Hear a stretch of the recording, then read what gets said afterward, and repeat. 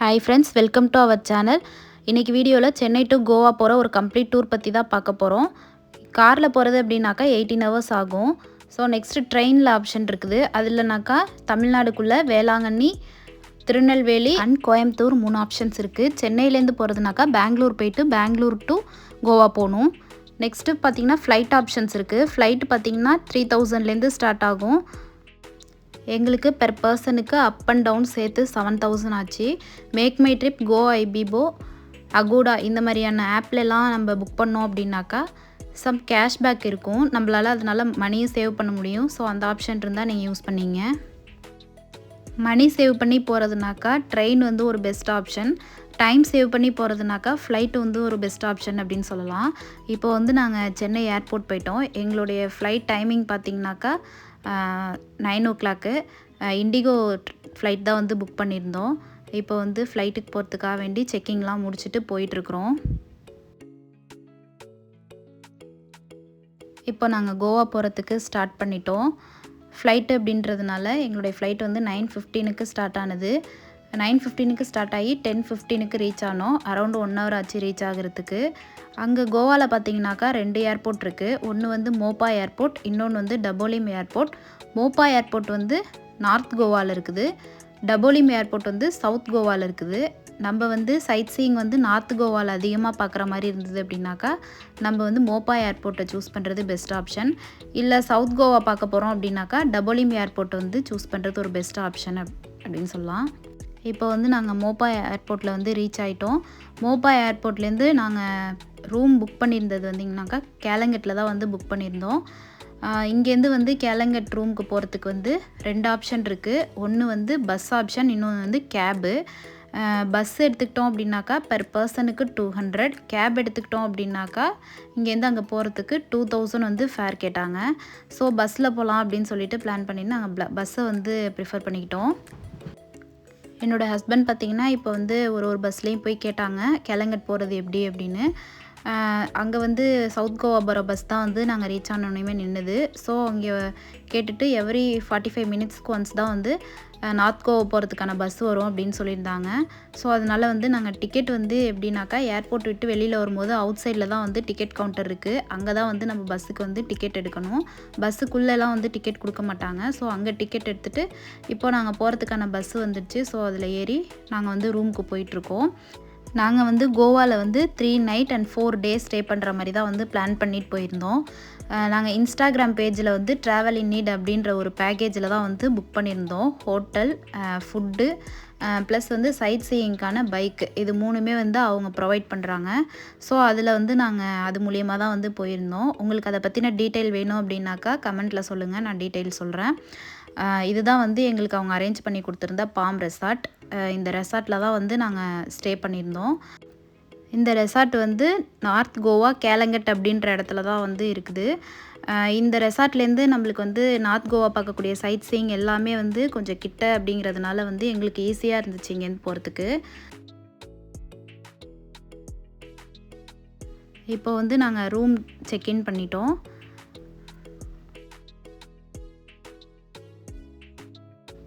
First time போகிறதுனால நம்மளுக்கு பிளேசஸ்லாம் தெரியாதா. ஸோ அதனால் வந்து அந்த ட்ராவல் இன் நீட் அப்படின்றதில் புக் பண்ணியிருந்ததுனால அவங்களே வந்து நம்மளுக்கு டே 1, டே 2, டே 3ன்னு போட்டு எந்தெந்த பிளேஸ் போகலாம் அப்படின்னு சொல்லிட்டு எங்களுக்கு வாட்ஸ்அப் பண்ணிட்டாங்க. அது எங்களுக்கு யூஸ்ஃபுல்லாக இருந்துச்சு போகிறதுக்கு. நெக்ஸ்ட்டு இதுதான் வந்து எங்களுக்கு கொடுத்த ரெண்டல் பைக்கு. நம்ம பைக்கு எடுக்கிறதுக்கு முன்னாடி வந்து பிளாக் போர்டு உள்ள பைக் தான் வந்து எடுக்கணும். அதுதான் வந்து ரெண்டல் பைக்கு. மற்ற போர்டில் உள்ள பைக்லலாம் வந்து நம்ம போகக்கூடாது. லைசன்ஸ் வந்து அதே மாதிரி மஸ்ட்டு. நம்ம பைக்கை எடுக்கிறதுக்கு முன்னாடி பைக்கோடைய கண்டிஷன் எப்படி இருக்குது அப்படிங்கிறத வந்து நல்லா செக் பண்ணிவிட்டு எடுக்கணும். அதுதான் வந்து பெஸ்ட்டு. எங்களுக்கு வந்து இந்த ரெட் கலர் ஃபேசினோ பைக் தான் வந்து கொடுத்துருந்தாங்க. இதுவே வந்து நம்ம இந்த பேக்கேஜ் இல்லாமல் தனியாக போயிட்டு நம்ம பைக் ரெண்டலுக்கு எடுக்கணும் அப்படின்னாக்கா 1 dayக்கு வந்து 400 வந்து சார்ஜ் பண்ணுவாங்க. பெட்ரோல்லாம் வந்து நம்மளே போட்டுக்கணும். இதுலேயும் வந்து பெட்ரோல் வந்து நம்ம தான் போட்டுக்கணும். பைக் ஃபேர்லாம் வந்து அந்த பேக்கேஜோடு சேர்ந்தது. இப்போது வந்து நாங்கள் ஃப்ரெஷ்அப் ஆகிட்டு அன்றைக்கி வந்து சைட் சீயிங்க்கு கிளம்பிட்டோம். நாங்கள் போயிட்டு ஃப்ரெஷ்அப் ஆகிட்டு சைட் சீயிங் கிளம்புறதுக்கு வந்து ஈவினிங் ஆகிடுச்சி. நூன் வந்து லஞ்சு கொடுத்துருந்தாங்க. ஸோ அதை சாப்பிட்டுட்டு இப்போ நாங்கள் கிளம்பிட்டோம். ஃபஸ்ட்டு எங்கே போகிறோம் அப்படின்னாக்கா கேலங்கட் பீச் தான் வந்து போகிறோம். இப்போ கேலங்கட் பீச்சில் போயிட்டு பார்க் பண்ணியாச்சு. பார்க்கிங் சார்ஜஸ் பார்த்திங்கனாக்கா மேக்ஸிமம் 50க்குள்ளே வருது எந்த பீச்சாக இருந்தாலுமே. ஸோ இப்போ நாங்கள் பார்க் பண்ணிவிட்டு கிளம்பிட்டோம். அதேமாதிரியே பைக் பார்க் பண்ண போகும்போதும் பார்த்திங்கனாக்கா பார்க்கிங் அப்படின்ற ஏரியாவில் மட்டும்தான் வந்து போடணும். அதர்வைஸ் வேறு எங்கேயாவது போட்டோம் அப்படின்னாக்கா அது வந்து போலீஸ் ப்ராப்ளம் வரதுக்கு வந்து சான்சஸ் இருக்குது. ஸோ இதெல்லாம் வந்து எங்களுக்கு வந்து அங்கேயே சொல்லிட்டாங்க. இதான் வந்து கேலங்கட் பீச்சு. இது வந்து கோவாவுடைய ஒரு ஒன் ஆஃப் த ஃபேமஸ் பீச்னே சொல்லலாம். நாங்கள் ஈவினிங் டைமில் வந்து போயிருந்ததுனால வந்து சன்செட் பார்க்குறதுக்கு வந்து அங்கே ரொம்பவே நல்லா இருந்தது. இது வந்து எங்கள் ரூம்லேருந்து வந்து இங்கே ரீச் ஆகிறதுக்கு ஒரு 6 மினிட்ஸ் ஆச்சு. அரௌண்ட் 5 கிலோமீட்டரில் வந்து நாங்கள் அந்த பீச்சை வந்து ரீச் பண்ணிட்டோம். நெக்ஸ்ட்டு வந்து இங்கேயும் வந்து நிறையா வந்து வாட்டர் ஸ்போர்ட்ஸ் ஆக்டிவிட்டீஸ்லாம் வந்து நிறையாவே இருக்குது. பீச் சைட் பார்த்திங்கனாக்கா நிறைய ஹோட்டல்ஸ், அப்புறம் வந்து நம்ம திங்ஸ் ஏதாவது ஷாப்பிங் பண்ணணுன்னாக்கா அது எல்லாமே வந்து பக்கத்துலேயே வந்து நிறையா இருக்குது. ஸோ அதெல்லாம் வந்து பார்க்குறதுக்கு டிஃப்ரெண்ட்டாகவும் நல்லாவும் இருந்துச்சு. இந்த பீச்சில் வந்து நாங்கள் டீப் சீ போட் ரைடிங் தான் வந்து போயிருந்தோம். இதுக்கு வந்து பெர் ஹெட்டுக்கு 300 சார்ஜ் பண்ணாங்க. அவங்க வந்து 500 போல் கேட்டாங்க. அப்புறம் நானும் என் ஹஸ்பண்டும் வந்து பார்கெயின் பண்ணி 300க்கு வந்து போனோம். இந்த பார்த்திங்கனாக்கா ஒரு சின்ன போட்டு தான். இதில் வந்து அரௌண்ட் ஒரு 10 மெம்பர்ஸ் போல் அதில் இருந்தோம். நாங்கள் கரையிலேருந்து ஒரு 2 கிலோமீட்டர் ரேடியஸ் வரைக்கும் போயிட்டு வந்தோம். அது வந்து நல்ல ஒரு சூப்பரான ஒரு எக்ஸ்பீரியன்ஸாக இருந்துச்சு போட்டில் போகிறதுக்கு.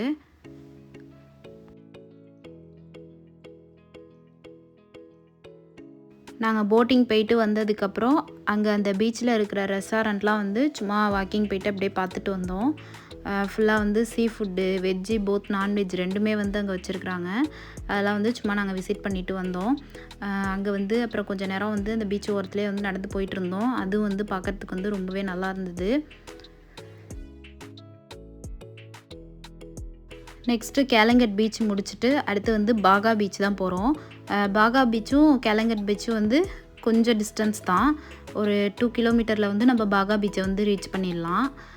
பாகா பீச் வந்து எனக்கு வந்து இங்கே பார்த்த பீச்சிலே வந்து பாகா பீச் வந்து எனக்கு ரொம்பவே பிடிச்சிருந்தது.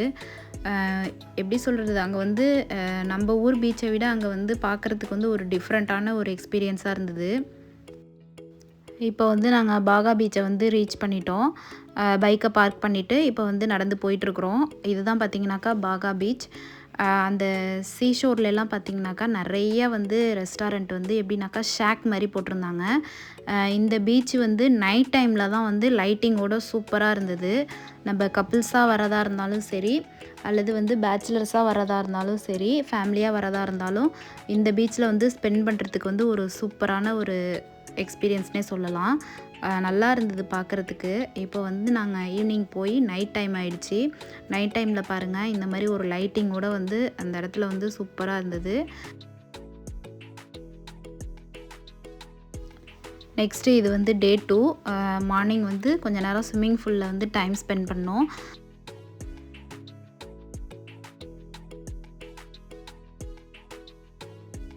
அதுக்கப்புறம் ரூமுக்கு வந்துட்டு இப்படி தான் வந்து ஃபுட்டு கொடுத்துருந்தாங்க. மார்னிங் வந்து பூரி ப்ளஸ் தோசை ரெண்டுமே வந்து கொடுத்துருந்தாங்க. இது மாதிரி தான் வந்து நம்மளுக்கு பேக் பண்ணி கொடுப்பாங்க. ஃபுட்டு பார்த்திங்கனாக்கா ஓகே அப்படின்னு சொல்லலாம். நெக்ஸ்ட்டு வந்து நாங்கள் செகண்ட் டே வந்து சைட் சீயிங்காக வேண்டி கிளம்பிட்டோம்.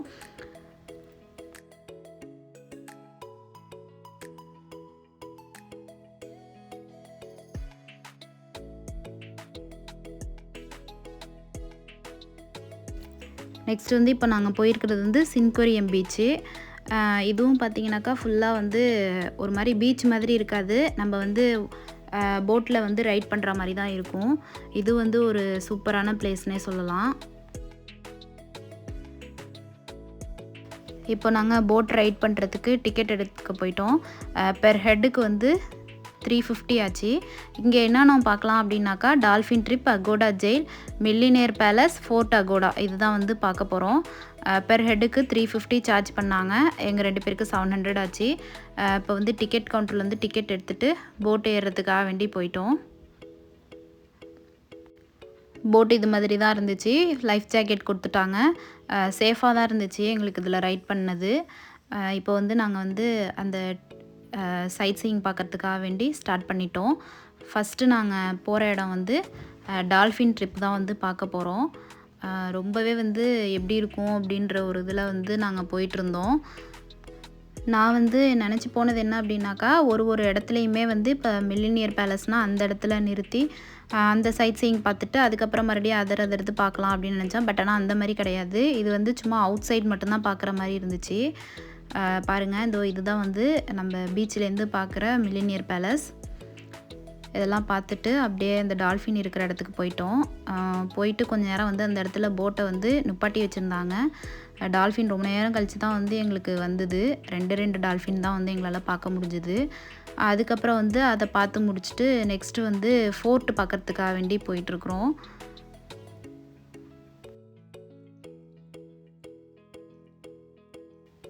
இப்போது அகோடா ஃபோர்ட் வந்து ரீச் பண்ணியாச்சு. இதுதான் வந்து அகோடா ஃபோர்ட்டு. இதெல்லாம் பார்த்து முடிச்சுட்டு அதுக்கப்புறம் வந்து நாங்கள் திரும்பிட்டோம்.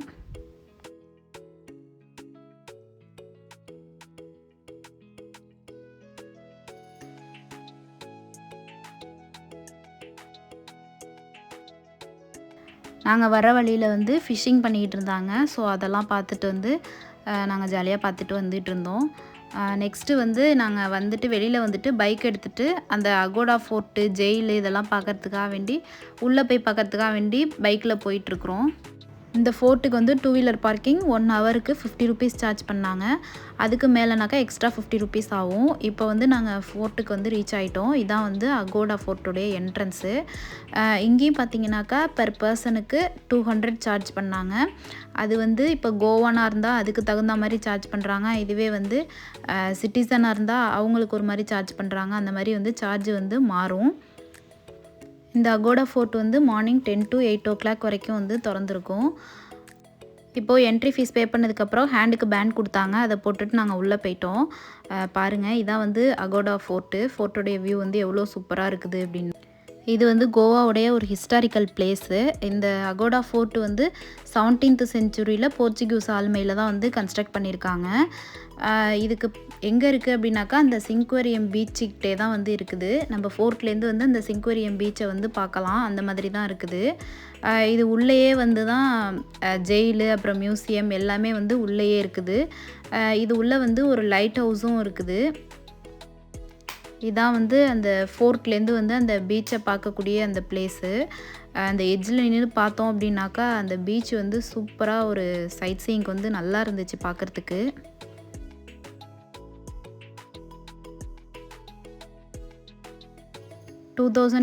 டிசம்பர் டைமில் வந்து இதை வந்து ரெனோவேட் பண்ணியிருக்கிறாங்க பிரைம் மினிஸ்டர் அவர்களால் வந்து. கோவாவில் இது வந்து ரொம்பவே பார்க்கக்கூடிய ஒரு இடம்னே சொல்லலாம். நல்ல ஒரு ஹிஸ்டாரிக்கல் பிளேஸ் இது. எல்லாத்தையுமே வந்து அதில் வந்து ஹைடெக்காக வந்து மென்ஷன் பண்ணியிருந்தாங்க. அந்த ஃப்ரீடம் ஃபைட்டருடைய நேமாக இருக்கட்டும், அப்புறம் வந்து யாரெல்லாம் வந்து இங்கே ஆட்சி பண்ணாங்க எல்லாமே வந்து அதில் வந்து சூப்பராக வந்து மென்ஷன் பண்ணியிருந்தாங்க. இந்திய விடுதலைக்காக வேண்டி எப்படி போராடினாங்க, ஆங்கிலேயருக்கு ஆட்சிக்கு எதிராக வந்து எப்படி போராடினாங்க அப்படின்றதெல்லாம் வந்து இதில் வந்து போட்டிருந்தாங்க. அதுவும் வந்து நல்லா இருந்தது பார்க்குறதுக்கு. இப்போது வந்து நாங்கள் ஜெயில் பார்க்க போகிறோம். இங்கே பார்த்தீங்கன்னாக்கா அவர்களுடைய வந்து எப்படி வந்து அந்த ஜெயிலில் அடைச்சி அவங்களுடைய வீர செயல்கள்லாம் வந்து எப்படி இருந்தது அப்படிங்கிறதெல்லாம் வந்து எங்களால் இதில் பார்க்க முடிஞ்சுது. அப்படியே ஒரு சிற்பங்களும் வந்து தத்ரூபமாக வந்து செஞ்சுருந்தாங்க. ரொம்பவே சூப்பராக இருந்துச்சு பார்க்குறதுக்கு. இதுதான் வந்து அந்த சிறையுடைய அறை. அவங்க எப்படியெல்லாம் எந்த மாதிரியான சிறையில் இருந்தாங்க அப்படிங்கிறதெல்லாம் வந்து நம்மளுக்கு வந்து நேரடியாகவே வந்து போய் பார்க்குறதுக்கு வந்து அலோவ் பண்ணியிருக்காங்க உள்ளே. நல்லா இருந்துச்சு அதெல்லாம் பார்க்குறதுக்கு.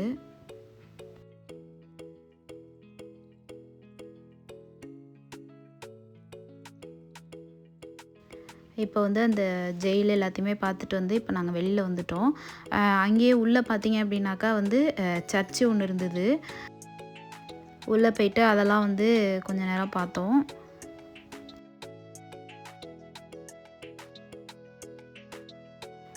இதுதான் வந்து கோவாவுடைய மியூசியம். மியூசியம் வந்து பார்க்குறதுக்கு ரொம்பவே ஒரு ஹைடெக்கான சூப்பரான ஒரு இதாக இருந்தது.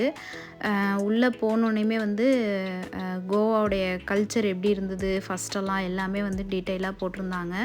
அதேமாரி ஃப்யூச்சரில் கோவா எப்படி மாறப்போகுது அப்படிங்கிறத பற்றியும் வந்து போட்டிருந்தாங்க. எல்லாத்தையுமே வந்து ஒன் பை ஒன்னாக சூப்பராக வந்து நாங்கள் பார்த்துக்கிட்டே வந்தோம். இது உள்ளே வந்து ஃப்ரீடம் ஃபைட்டருடைய நேமு, அவங்களுடைய ஆட்சிகள்லாம் வந்து எவ்வளோ வருஷத்துக்கு இருந்தது எல்லா டீட்டெயிலுமே வந்து போட்டிருந்தாங்க. அவங்க வந்து என்ன வந்து அங்கே பண்ணுறாங்க, அதாவது அந்த கேஷ்யூ நட்ஸு வந்து எக்ஸ்போர்ட் பண்ணுறது எல்லாமே வந்து அதை பற்றின எல்லா விஷயமுமே வந்து அதில் போட்டிருந்தாங்க. ஒன் பை ஒன்னாக வந்து நாங்கள் அதெல்லாம் பார்த்துட்டு வரத்துக்கு வந்து ரொம்பவே ஒரு டிஃப்ரெண்ட்டான எக்ஸ்பீரியன்ஸாக இருந்துச்சு. இங்கே வந்து ஃப்ரீடம் ஆஃப் ஃபைட்டர் 2 பேருடைய ஸ்டாச்சு இருந்துச்சு. டிபி குன்ஹா அப்புறம் வந்து ராம் மனோகர் லோகியா அப்படிங்கிறவங்களுடையது. அதையும் வந்து பார்த்துட்டு நாங்கள் அங்கேருந்து கிளம்பிட்டோம்.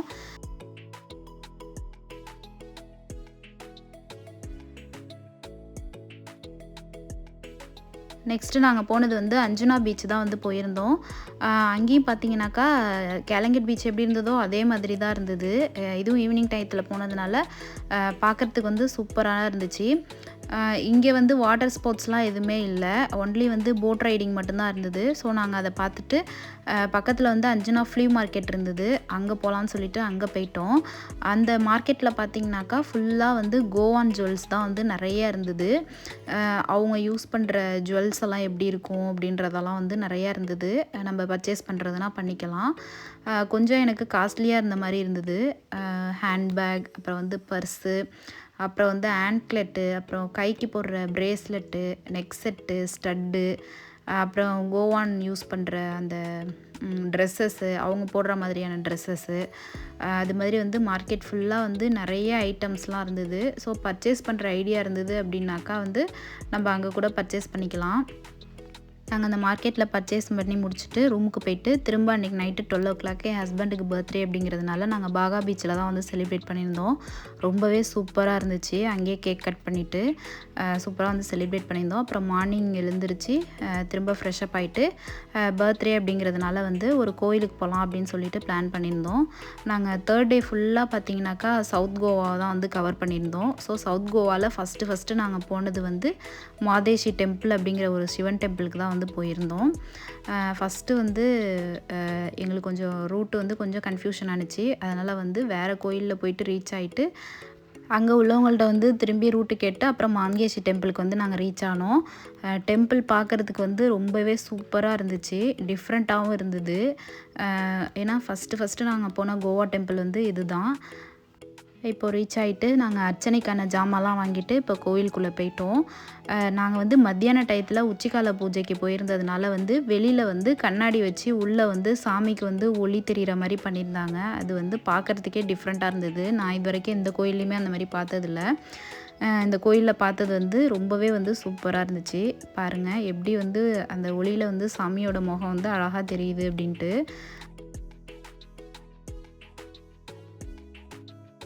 இந்த கோவிலுக்கு பார்த்திங்கனாக்கா ட்ரெஸ் கோடு உண்டு. லேடிஸ் பார்த்திங்கன்னா சாரீ, குர்த்தா அது மாதிரி தான் போடலாம். அதேமாதிரியே ஜென்ஸும் வந்து பேண்ட்டு, ஷர்ட்டு இந்த மாதிரி தான், டோத்தி இந்த மாதிரி வியர் பண்ணலாம். ஷார்ட்ஸு அந்த மாதிரியெல்லாம் அலௌடு கிடையாது. ஸோ இதான் வந்து கோவிலுடைய வெளி பிரகாரம். பார்க்க வந்து நம்ம ஊர் கோயில் மாதிரி இல்லாமல் ஒரு டிஃப்ரெண்ட்டான ஒரு பில்டிங் ஸ்ட்ரக்சரில் வந்து கட்டியிருந்தாங்க. பார்க்க வந்து நல்லா இருந்தது. கோவில் ஃபுல்லாக வந்து சுற்றி எப்படி செஞ்சுருக்காங்க எல்லாத்தையுமே வந்து சுற்றி பார்த்துட்டு வந்துட்டுருந்தோம்.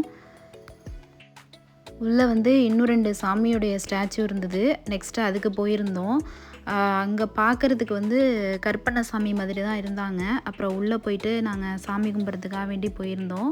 அங்கே வந்து ஒரு அம்மா உட்காந்துருந்தாங்க. அவங்க வந்து எங்கள் 2 பேரையும் கூப்பிட்டு ஏதோ கேட்டாங்க அவங்க கோவன் லாங்குவேஜில். என்ன கேட்குறாங்க அப்படின்னு புரியலை எனக்கு லாங்குவேஜ் சரியாக. அதுக்கப்புறம் அப்படியே கையை காமிச்சு கேட்டதுனால ஆமாம் ஹஸ்பண்ட் ஒய்ஃப் தான் அப்படின்னு சொல்லியிருந்தோம். அதுக்கப்புறம் வந்து அங்கே அவங்க 2 இது மாதிரி வச்சு அதை வந்து நெருப்பில் காமிச்சு அதுலேருந்து வந்து சாம்பல் மாதிரி எடுத்து கொடுத்து அதை பூசிக்க சொன்னாங்க. அப்புறம் பூசிட்டு நாங்கள் அந்த கோயிலை விட்டு கிளம்பிட்டோம். நெக்ஸ்ட்டு நாங்கள் போனது ஓல்டு கோவா சர்ச்சு. இதுவும் வந்து ஒரு ஹிஸ்டாரிக்கல் பிளேஸு. இந்த சர்ச்சு தான் வந்து இந்தியாவிலேயே மிகப்பெரிய சர்ச்சில் ஒன்று அப்படின்னு வந்து சொல்கிறாங்க. உள்ளே வந்து ரொம்பவே வந்து சாமி கும்பிட்றதுக்கு ரொம்ப பீஸ்ஃபுல்லான இடமா இருந்தது. ஒரு ஒரு தூணும் வந்து ரொம்பவே அழகாக வந்து அமைச்சிருந்தாங்க. பார்க்குறதுக்கு வந்து ரொம்ப நல்லா இருந்தது. உள்ளே வந்து அதே மாதிரி புனித பிரான்சிஸ் சவேரியர் அவர்களுடைய வந்து உடலை வந்து அழியா நிலையில் வந்து வச்சுருந்தாங்க. அதுவும் வந்து பார்க்குறதுக்கு ரொம்ப டிஃப்ரெண்ட்டாகவும் நல்லா இருந்தது. உள்ளே வந்து அவருடைய உடலை வந்து கண்ணாடி பெட்டிகையில் வந்து வச்சுருந்தாங்க. இந்த சர்ச்சு வந்து 16th செஞ்சுரியில் போர்ச்சுகீசியர்களால் வந்து கட்டப்பட்டிருக்காங்க.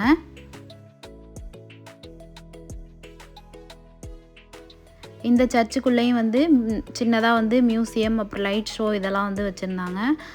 பார்க்குறதுக்கு வந்து ரொம்பவே நல்லா இருந்தது.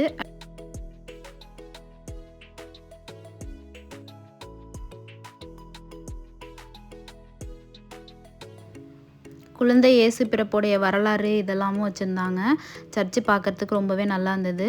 நெக்ஸ்ட் நாங்கள் அதை முடிச்சுட்டு டோனா பால் ஜெட்டி அப்படின்ற பீச்சுக்கு தான் வந்து போயிருந்தோம். இங்கே வந்து என்ட்ரி ஃபீஸ் பார்த்திங்கனாக்கா அடல்ட்டுக்கு வந்து 50 ருபீஸு, 18 இயர்ஸுக்கு கீழே உள்ள சில்ட்ரனுக்கு 25 ருபீஸும் சார்ஜ் பண்ணியிருந்தாங்க. உள்ளே வந்து ஒரு சின்னதாக சர்ச் இருந்துச்சு. அதெல்லாம் வந்து பார்த்துட்டு அதுக்கப்புறம் வந்து பீச்சில் கொஞ்சம் நேரம் ஸ்பெண்ட் பண்ணிவிட்டு அதுக்கப்புறம் நாங்கள் இங்கேருந்து கிளம்பிட்டோம். இங்கே வந்து மற்ற பீச்சை கம்பேர் பண்ணக்குள்ளே இங்கே வச்சுருந்த வாட்டர் ஸ்போர்ட்ஸ் ஆக்டிவிட்டிலாம் வந்து கொஞ்சம் காஸ்ட்லியாக இருந்துச்சு. ஸோ நாங்கள் இங்கே போவேணாம் அப்படின்னு சொல்லிட்டு நாங்கள் அங்கேருந்து கிளம்பிட்டோம். நெக்ஸ்ட்டு நாங்கள் அங்கேருந்து பஞ்சிம் போகிற வழியில் தான் வந்து அந்த பிக் டேடி க்ரூஸு, அப்புறம் வந்து கேசினோ எல்லாத்தையுமே பார்த்தோம். உள்ளே போல் ஜஸ்ட்டு வெளியில் மட்டும் நின்று பார்த்துட்டு நாங்கள் அங்கேருந்து கிளம்பிட்டோம். நெக்ஸ்ட்டு நாங்கள் போனது கண்டோலிம் பீச்சு. அங்கே போயிட்டு அதே மாதிரி தான் கொஞ்சம் நேரம் அங்கே நாங்கள் டைம் ஸ்பெண்ட் பண்ணிவிட்டு அதுக்கப்புறம் வந்து நாங்கள் வெளியில் வந்துட்டு கொஞ்சம் ஜாமான்லாம் பர்ச்சேஸ் பண்ணிவிட்டு அதுக்கப்புறம் நாங்கள் கிளம்பிட்டோம்.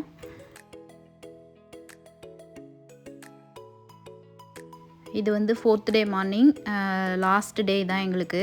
பாகா பீச்சுக்கு தான் வந்து திரும்ப வந்திருந்தோம். ஏன்னா மற்ற பீச்சில் நாங்கள் பார்த்ததை விட எங்களுக்கு பாகா பீச்சில் இருந்த அந்த அட்வென்ச்சர் ஆக்டிவிட்டியெல்லாம் வந்து பிடிச்சிருந்தது. ஸோ இங்கேயே போகலாம் அப்படின்னு சொல்லிட்டு இங்கே திரும்ப வந்திருந்தோம். என் ஹஸ்பண்ட் வந்து ஜெட்ஸ்கி பைக் போகணுன்னு சொல்லியிருந்தாங்க. சரின்ட்டு அதில் போயிருந்தோம். அதுக்கு வந்து பெர் ஹெட்டு 500 ஆச்சு. நெக்ஸ்ட்டு நாங்கள் வந்து பேராசைலிங் போகலான்னு சொல்லிட்டு பிளான் பண்ணியிருந்து பேராசைலிங் போனோம். ஃபஸ்ட்டு அங்கே அந்த கரையிலேருந்து வந்து ஒரு போட்டில் கூட்டிகிட்டு வந்து இந்த போட்டில் வந்து எங்களை மாற்றி அதுக்கப்புறம் வந்து லைஃப் ஜாக்கெட்லாம் போட்டு பேராசைலிங்கில் வந்து ஏற்றி விட்டாங்க. சூப்பராக இருந்துச்சு. ஒரு டிஃப்ரெண்ட்டான எக்ஸ்பீரியன்ஸாக இருந்துச்சு. இதில் போனதும் வந்து நல்ல வந்து நடு கடலில் வந்து அழைச்சிட்டு போயிட்டு இது மாதிரி பேராசைலிங் பண்ண விட்டாங்க. நல்லா இருந்தது பார்க்குறதுக்கு. அதையெல்லாம் முடிச்சுட்டு ஈவினிங் வந்து நாங்கள் வந்து திரும்ப ஏர்போர்ட்டுக்கு கிளம்பிட்டோம். இந்த ட்ரிப்பு வந்து உண்மையிலே எங்களுக்கு மறக்க முடியாத ஒரு ட்ரிப்பு. ரொம்ப நாளாக வந்து பிளான் பண்ணி போகணும் அப்படின்னு சொல்லிட்டு போக முடியாமல் இருந்தது. இந்த வருஷம்தான் வந்து எங்களுக்கு போகிறதுக்கான சான்ஸ் கிடச்சிது. அதோடு வந்து கிளம்பிட்டோம் நாங்களும். உங்களுக்கு இந்த வீடியோ பிடிச்சிருந்ததுனாக்கா லைக் பண்ணுங்கள், ஷேர் பண்ணுங்கள், மறக்காமல் சப்ஸ்கிரைப் பண்ணுங்கள். கோவாவை பொறுத்தளவு நிறையா குட் திங் பேட் திங் ரெண்டுமே வந்து இருக்குது. பார்த்திங்கன்னா நிறையா ஸ்க்ராச்சஸ் கார்டு மாதிரிலாம் வெளியில் வச்சுக்கிட்டு ஸ்க்ராட்ச் பண்ண சொல்லி உங்களுக்கு வந்து நீங்கள் தான் லக்கி ட்ராயர் அப்படின்னு சொல்லிட்டு நிறையா வந்து அந்த மாதிரியான ஸ்கேமிங்லாம் நடக்கும். ஏன்னா நாங்களே வந்து அது மாதிரிலாம் வந்து போயிருக்கோம். போகலை, பட் ஆனால் நாங்கள் அதுக்கு முன்னாடியே கைட்டை கேட்டுட்டு வேண்டாம் அதெல்லாம் வந்து ஸ்கேம் அப்படின்னு சொன்னோன்னே நாங்கள் அதுலேருந்து வந்து வெளியில் வந்துட்டோம். அதே மாதிரியே வந்து நம்ம பைக்கில் ட்ரைவ் பண்ணி போகிறப்பையும் வந்து பார்த்து போகணும். பிரிட்ஜில் வந்து ஒரு பிரிட்ஜ்லேயும் வந்து 2 வீலர் 4 வீலர் அப்படின்றத வந்து மென்ஷன் பண்ணியிருப்பாங்க. 2 வீலர்னு போட்டிருந்தா மட்டும்தான் நம்ம அந்த பிரிட்ஜில் போகணும். 2 வீலரில் இப்போ கிராஸ் பண்ணியிருந்தாங்கன்னா நம்ம அந்த பிரிட்ஜில் போகக்கூடாது. 4 வீலர் மட்டும்தான் அதில் வந்து அலோவ் பண்ணுவாங்க அப்படின்னு அர்த்தம். ஏன்னா வந்து நாங்கள் அதில் வந்து ஒன்ஸ் போயிட்டு திரும்ப நாங்கள் ரிட்டன் ஆகி திரும்பி வந்திருக்கிறோம். அதே சமயத்தில் டிராஃபிக் ரூல்ஸ் வந்து ரொம்பவே வந்து அங்கே நம்ம ஃபாலோ பண்ணி போகணும். தேங்க்ஸ் ஃபார் வாட்சிங். Bye bye.